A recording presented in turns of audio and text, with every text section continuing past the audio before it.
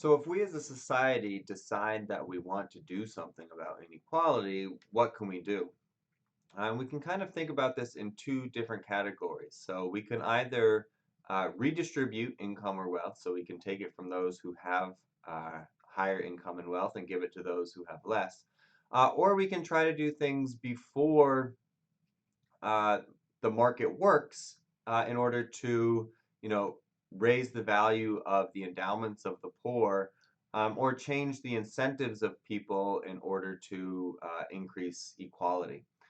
So we can think of those as either redistribution, sort of that work after the market income has already been determined, or pre-distribution, which works before the market income has been determined. Um, so if we think about pre-distribution, there's a lot of different possibilities. I won't go through all of these right now, but for example, providing free high-quality education, right? That increases the endowments of the poor, eliminating discrimination so that we don't have those secondary labor markets, putting in a higher minimum wage.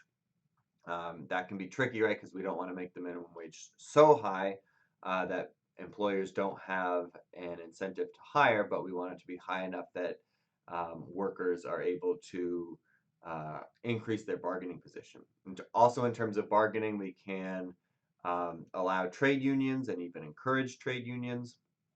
We can encourage competition in order to keep prices low and innovation high. And so there's a lot to do. One of my own pieces of research suggests that actually higher taxes on the very, very rich, so not just the 1%, but the 0.01%, can actually increase equality by changing the incentives in terms of, especially the sort of employer-employee relationship.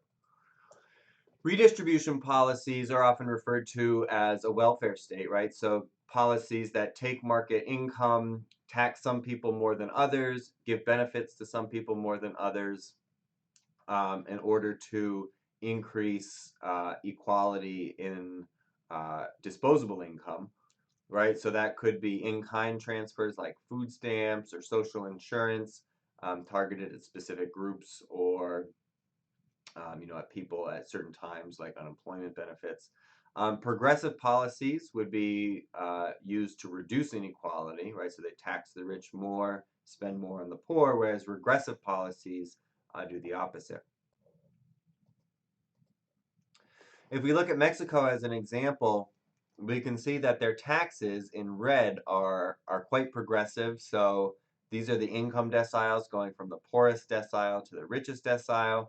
You can see that the poor don't pay very much in terms of, this is actually in terms of pesos, so we would really like to look at it in terms of percentages, but that the rich pay most of the taxes. Benefits are much more evenly distributed, right? So the poor get slightly more benefits than the rich, but not a lot. But the net effect is overall progressive. So how do we explain these trends in income inequality? So, between 1920 and 1980, we had increasing education, right? So human capital was increasing for a lot of people. Productivity was increasing, unemployment was going down. We also had reduced labor market segmentation, so we were getting rid of, well, not getting rid of, but reducing gender discrimination, racial discrimination, things like that. Um, and that the technological improvements were complementary to low and middle skill workers. So think about factories that were automating, but they still needed a lot of factory workers. Those workers became more productive. They were able to command higher income. What we also saw was that labor unions were increasing in power, right? So the 50s, 60s, and 70s in the United States were where labor unions were the strongest. Um, and then from 1980 to 2017, we had stable or rising within country inequality. A lot of that was changes in technology, but especially weaker trade unions and sort of conservative political parties that put the bargaining power in favor of employers and against workers. This was more true in some countries than others.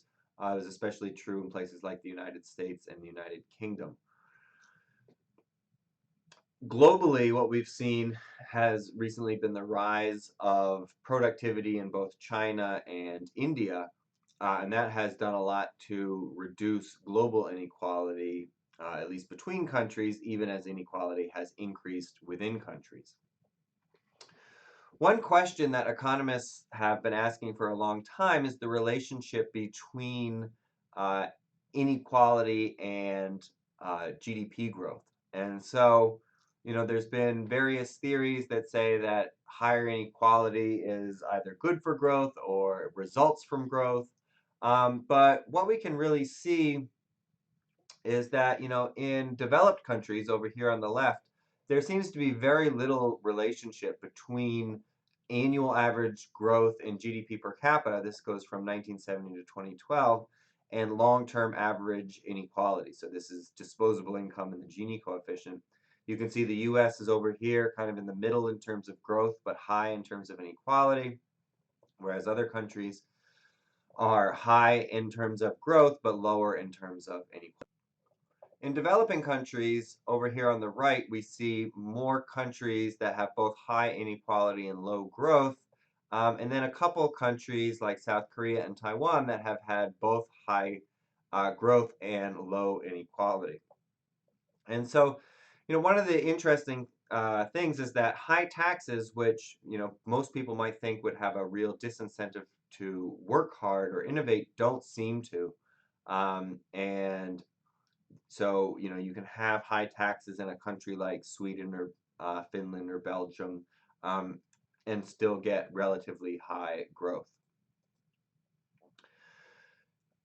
There are also sort of economic benefits of lower inequality, right? So when there's less inequality, there tends to be higher trust and cooperation in a society. There can be more support for policies that enhance the endowments of the poor and improve their productivity. And there's less incentive to have a harsh judicial system where you need more guard labor. So this is the number of protective services per 10,000 in 2000 on the vertical axis and inequality on the horizontal axis. And you can see a fairly clear relationship that when inequality is relatively low, you don't need as many guards, right? You don't need as much security. Um, the U.S. unfortunately has moved from worse to even more worse in terms of its income inequality and the number of protective services employees.